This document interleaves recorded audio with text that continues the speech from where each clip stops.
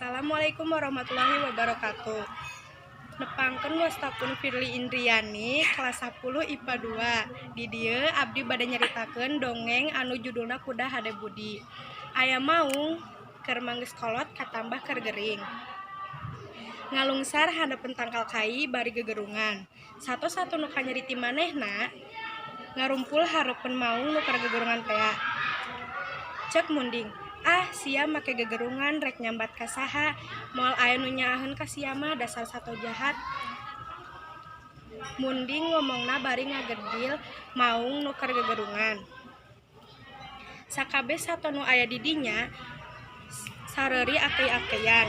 Nempo sato-sato nu di dinya ngaheureuyan maung nu keur gegerungan, sakadang kuda ngan gogodeg.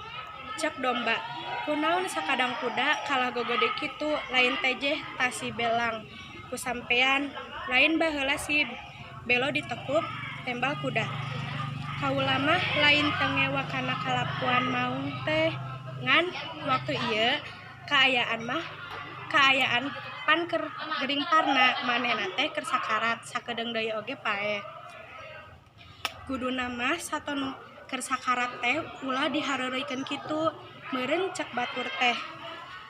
Rajen aya kawani ka anu keur sakarat.